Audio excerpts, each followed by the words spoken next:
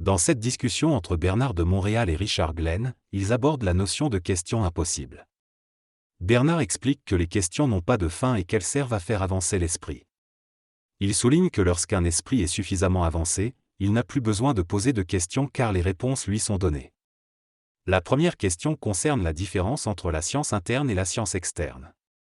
Bernard explique que la science interne est la connaissance de tout, à tous les niveaux de la création. C'est la capacité illimitée de l'homme à savoir ce qu'il doit savoir. La science externe, quant à elle, est la science que l'on connaît dans toutes ses phases, avec ses progrès et ses failles. Elle est le produit de l'intellect et de l'intuition.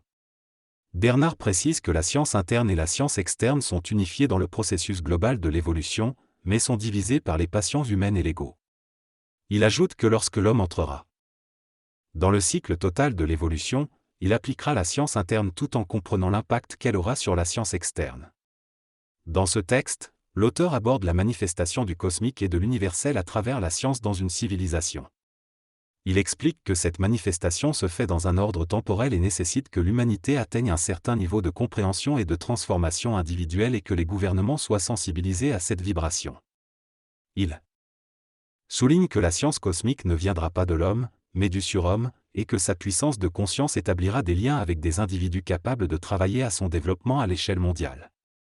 L'auteur mentionne également que la compréhension de soi et du lien avec la hiérarchie est essentielle avant de travailler dans le cadre d'une science cosmique. Il explique que le but ultime de la science est de détruire l'occulte, car la conscience astrale de l'homme, qui est limitée et conditionnée par les planètes, doit être dépassée pour évoluer vers une conscience mentale plus avancée. La conscience astrale a servi à relier l'homme au symbolique de l'invisible, mais elle sera éventuellement détruite dans le processus d'évolution. La conscience astrale a favorisé l'évolution de la pensée occulte et ésotérique. Cependant, dans un niveau supérieur de conscience, les définitions de l'occultisme et de l'ésotérisme sont susceptibles d'être redéfinies. Dans la 6e race, on n'utilisera plus le corps astral pour fonctionner avec la hiérarchie. Ce corps est limité et impuissant, incapable de voyager dans le cosmos et d'entrer en contact avec d'autres civilisations. C'est grâce à ce corps que nous avons acquis la connaissance de l'invisible, mais il ne suffira plus à l'homme. Le mental pur, quant à lui, est dénué de références symboliques et est uniquement composé d'énergie. Lorsque l'homme atteindra ce niveau de conscience, il pourra utiliser un autre corps pour voyager dans le cosmos et exploiter pleinement son corps éthérique. L'auteur souligne que l'humanité vit dans une illusion constante, qui est devenue une réalité. Cependant, il invite à ne pas s'attacher au passé et à se détacher de cette illusion pour accéder au mental pur. L'homme ne peut pas être esclave de l'universel et doit travailler avec les autres plans de conscience. L'homme est confus et manipulé par d'autres réalités, mais il doit travailler pour obtenir des révélations de ses intelligences et utiliser sa propre mémoire pour comprendre ce qui se passe dans les autres mondes. L'auteur souligne également que tant que l'homme aura de la curiosité, on lui mentira et lui donnera seulement des petits bouts de vérité, conformément à la loi cosmique du mensonge. Dans cette citation, Bernard de Montréal explique que lorsqu'il dit aux gens de ne pas le croire, c'est pour les entraîner à se fier à eux-mêmes. Il souligne que le doute est une forme puissante de manipulation, utilisée pour affaiblir l'humanité. Cependant, une fois que l'homme surmonte complètement le doute, il acquiert du pouvoir et de la puissance. Il souligne également que l'homme doit se méfier de ses propres inventions, car il ne maîtrise pas totalement les lois de la nature. Les inventions peuvent entraîner des destructions, comme la pollution, qui affecte l'environnement et l'évolution biologique. L'homme crée un malaise dans la conscience planétaire sans en être pleinement conscient. Bernard de Montréal met en garde contre les conséquences potentiellement dangereuses des avancées technologiques, soulignant que l'homme fonctionne souvent de manière mécanique et est influencé par des motivations économiques plutôt que par le respect des lois cosmiques. Il affirme que l'ignorance est un problème majeur dans le domaine scientifique, malgré la bonne volonté des scientifiques. Finalement, il met en garde contre le danger exponentiel que représente une technologie avancée sans une conscience éclairée et avertit que cela peut mener à des situations catastrophiques si l'ignorance n'est pas surmontée. Aujourd'hui, la vie devient de plus en plus dangereuse. La psychologie relative concerne le fondement psychique de l'homme lié à ses pensées et émotions, tandis que la psychologie absolue est un rapport vibratoire entre l'homme et l'universel. Dans la psychologie absolue, l'homme n'a pas de choix car sa volonté est fusionnée à celle de l'universel. L'homme atteindra graduellement cette psychologie absolue et sera en mesure d'agir sans être décontenancée par ses émotions. Par exemple, une femme confrontée à la question de l'avortement serait capable de prendre une décision collant aux lois de cette conscience universelle. De manière générale, l'homme est esclave de ses émotions, idées, préjudices, craintes et doutes. Il est important de comprendre qu'en lui réside une force puissante et universelle qui lui permet de fonctionner comme un être totalement intégré. En ce qui concerne l'amélioration de soi, il est inutile de la chercher car la vie se charge de ce besoin qui fait partie intégrante de notre existence. La nature humaine est en constante évolution et les personnes évoluées cherchent à s'améliorer. Cependant, à force de vouloir se développer, certaines personnes finissent par souffrir et se sentir culpabilisées si elles n'y parviennent pas. La vie met des obstacles sur notre chemin chaque jour, et plus nous sommes sensibles à ces interférences, plus nous les remarquons. Il est important de comprendre comment fonctionne la vie et comment notre relation avec notre conscience peut nous aider à absorber ces événements sans perdre notre énergie.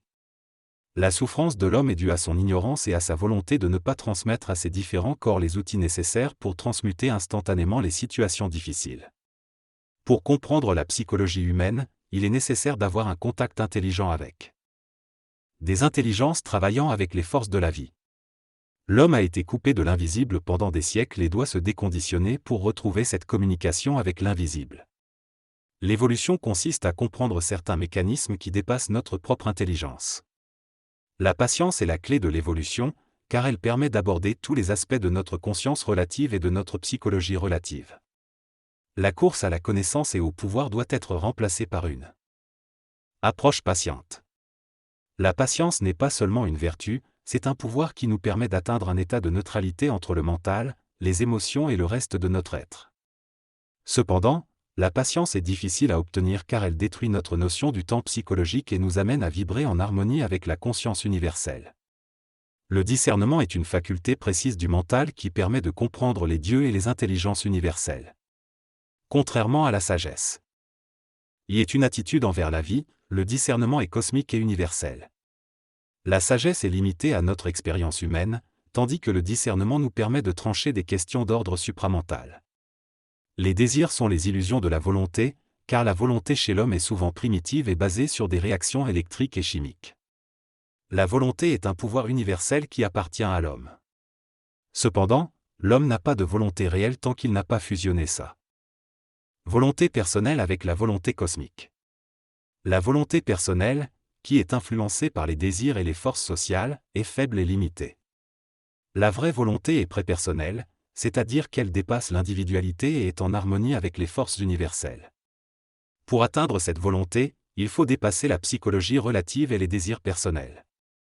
L'homme doit être autonome, conscient de lui-même et en relation avec les autres pour développer cette volonté supérieure. Les inhibitions sont des mécanismes créés par les ajusteurs de pensée pour guider notre plan de vie. Cependant, ces mécanismes peuvent parfois nous bloquer et nous empêcher de prendre des décisions ou de nous épanouir. Pour les détruire sans détruire leur raison d'être, il est important de ne pas se laisser dominer par l'ego et l'orgueil personnel. Il faut aussi prendre conscience de ces mécanismes et de leur importance dans notre plan de vie. Il est nécessaire de développer notre intuition et de comprendre quel est un moyen de recevoir les solutions des plans supérieurs. De plus, il est important de ne pas associer la voix intérieure à la folie, car cela peut générer de l'angoisse. Il faut accepter et explorer ces expériences pour mieux comprendre notre relation avec les plans supérieurs. Bernard de Montréal aborde la question du divorce, en soulignant sa complexité. Il explique que les gens se rencontrent souvent pour des raisons superficielles et matérielles, ce qui peut conduire à des relations de couple fragiles. Le divorce est perçu comme une partie de la décadence de la civilisation occidentale, mais il précise que cela ne signifie pas que le divorce en lui-même soit nécessairement décadent. Il souligne qu'il est difficile de généraliser sur le divorce, car chaque couple est unique et les raisons varient d'un cas à l'autre. Il insiste sur le fait que la compréhension du divorce nécessite une certaine conscience de soi et que cela peut être mieux abordé en consultation personnelle avec des professionnels tels que des psychiatres ou des confesseurs. Enfin, il souligne que le divorce peut être influencé par des mécanismes internes et externes qui guident les individus vers un chemin de vie différent. La conscience spirituelle peut aider car elle pousse les individus à se regarder au niveau de cette conscience, les reliant ainsi les uns aux autres. Cependant, les personnes qui n'ont pas de conscience spirituelle vivent simplement dans le matérialisme et perdent cette vitalité qui les unit. L'homme a constamment besoin de régénérer ses énergies, mais la psychologie de l'homme et de la femme est encore primitive et émotive, ce qui rend les chocs dans leur mariage susceptibles de les pousser au divorce. Cela conduit à la décadence et éventuellement à l'anarchie. Cependant, cela fait partie du processus de réorientation et de réorganisation de la conscience humaine à l'échelle mondiale. La période actuelle est une période de gestation difficile qui mène à de nouvelles formes de relations et une nouvelle société. Chaque individu a la capacité de mettre de l'ordre dans sa vie en étant volontaire, vigilant, bon, aimant, patient et humble. L'homosexualité est également un phénomène qui se produit lorsque de nombreuses âmes veulent se réincarner rapidement avant la fin d'un cycle de civilisation. Une fois incarnée, la société doit faire face à ces tendances. Dans cet extrait, Bernard de Montréal aborde le sujet de l'homosexualité et des drogues. Il affirme que l'homosexualité est un phénomène cosmique qui se produit à la fin d'une civilisation, où les âmes cherchent à expérimenter avant que le cycle ne change. Il insiste sur le fait que juger ces individus sur un plan personnel est inapproprié, car ils peuvent apporter beaucoup à l'humanité sur le plan artistique. En ce qui concerne les drogues, Bernard de Montréal reconnaît qu'elles ont joué un rôle dans la sensibilisation de la conscience humaine, mais il les considère comme étant des influences négatives sur l'homme. Les drogues détruisent la volonté, affectent le corps astral et empêchent l'individu de rétablir son rythme de vie à la perfection. Bien que les drogues aient toujours existé et aient été utilisées par certaines sociétés secrètes pour provoquer des expériences de transcendance, Bernard de Montréal affirme qu'elles ne permettent pas d'entrer en contact avec le supramental, mais plutôt avec des formes d'intelligence sur d'autres plans qui ne sont pas toujours plaisantes. Il conclut en disant que les drogues sont le grand poison de la civilisation occidentale, bien que leur effet soit fascinant pour l'esprit humain en quête de connaissance. Dans cet extrait, Bernard de Montréal discute des effets négatifs des drogues sur la civilisation et de leur absence de connaissances réelles. Il explique que le surhomme est l'homme nouveau, capable d'utiliser ses pouvoirs internes tels que la clairvoyance, la voyance et la guérison. Elle affirme également que les intelligences plutoniennes, des intelligences invisibles vivant sur la planète, pourraient renforcer la volonté du surhomme humain. Lorsque l'homme atteindra un certain niveau de maîtrise, il entrera en conflit avec ces intelligences et deviendra invincible et indivisible, établissant son contrôle sur les forces invisibles du système solaire. Une fois l'homme roi du système solaire, il pourra établir des normes de pouvoir et appliquer la loi cosmique sur la planète. Est-ce interférence? Selon la parole de Bernard de Montréal, l'homme devient homme lorsqu'il prend conscience de lui-même et est capable de se servir de la matière. Avant cette période, il y avait des prototypes humains comme les australopithèques, mais ils n'étaient pas le résultat d'une connexion cosmique avec des civilisations avancées. Il existait également des liens entre différents types d'hominoïdes, mais il y a eu un chaînon manquant lorsque l'homme est entré en contact avec des civilisations supérieures, entraînant une transmutation énergétique et une nouvelle organisation génétique. Les luttes entre l'homme et l'esprit deviendront de plus en plus difficiles, car certains esprits cherchent à retarder l'évolution de l'homme. Pour éviter d'être pris dans ces interférences, il est essentiel pour les individus d'être autonomes et de pouvoir agir en suivant ce qu'ils reçoivent intérieurement. En ce qui concerne la protection des animaux, l'homme a une grande responsabilité envers eux car ils font partie de l'évolution et ont droit à la paix. Sans les animaux, l'homme serait impossible, tout comme sans la plante, l'animal serait impossible et sans le minéral, la plante serait impossible. Dans cette interview, Bertrand de Meige explique que l'homme doit prendre conscience de son rôle dans la préservation du règne animal.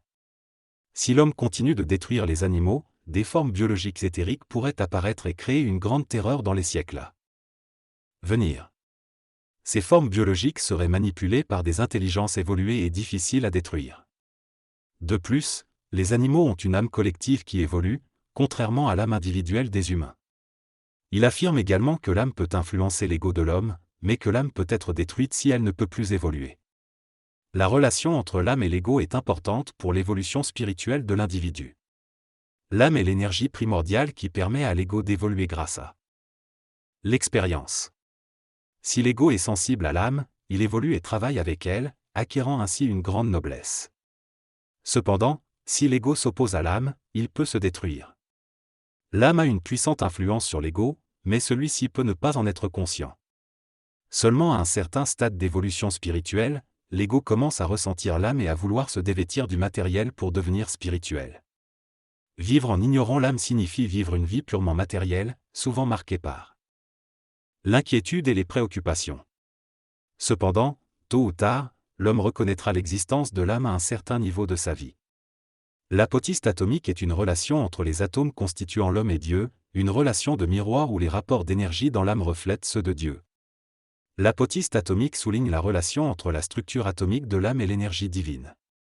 Selon Bertrand de Mésange, la métaphysique supramentale peut donner un sens à l'idée d'une relation entre l'âme et Dieu, mais d'un point de vue purement humain, philosophique et psychologique, cela n'a aucune importance.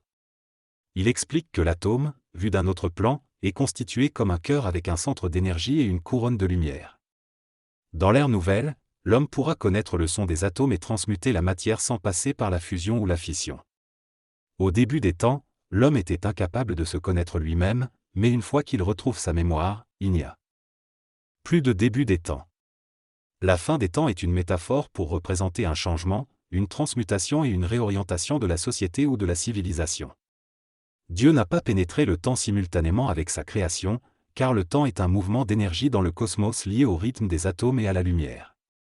Dans cette discussion, il est expliqué que le temps n'est pas un état psychologique, mais plutôt une dimension présente dans le cosmos. Différentes dimensions sont composées d'atomes qui produisent différents sons. Lorsque Dieu a créé les âmes humaines et les êtres angéliques, ces entités ont été créées avec les mêmes atomes utilisés dans le processus d'évolution. Dieu lui-même est en dehors du temps, de l'espace et de toutes les dimensions. Pour ces entités, le temps devient une dimension, tout comme l'espace l'est pour nous. Seuls les êtres libres du temps ou de l'espace peuvent être libres de ces dimensions.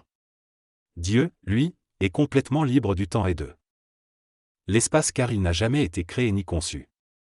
Il n'y avait pas de matière suffisamment puissante avant lui pour le créer. En ce qui concerne Lucifer et les forces lucifériennes, ils ont été relégués aux espaces astraux du cosmos d'eux-mêmes, mais aussi par une haute hiérarchie qui était égale en pouvoir de consultation avec eux, mais pas en pouvoir créatif. Lucifer a refusé de travailler avec les êtres de lumière de la hiérarchie, ce qui a été considéré comme un acte de non-service envers la lumière de Dieu. Cela l'a conduit à être projeté dans les sphères de ténèbres. Dans cette synthèse, le conférencier explique que lors de la rébellion, la lumière a été enlevée à certains êtres, mais ils ont conservé leur intelligence. Cependant, sans la lumière, ils ne pouvaient plus voir les mondes où se trouvent les créatures divines élevées. Ils ont ensuite manipulé l'homme avec son intelligence jusqu'à ce qu'il se réveille et retourne vers la hiérarchie. Certains êtres au sein de la hiérarchie avaient connaissance de la rébellion et de ses conséquences grâce à leur pouvoir de perception précise dans le temps. Ils étaient capables de déceler la position des atomes dans le cosmos en raison de leur connexion profonde avec le divin. Ces êtres ont pu percevoir les éclats de la rébellion avant même qu'elle ne se produise. De même, l'homme peut avoir des intuitions, mais ne les comprend souvent qu'au moment où l'événement se produit. Le conférencier conclut en disant que ces informations sont difficiles à comprendre car elles sont sans importance et pourraient troubler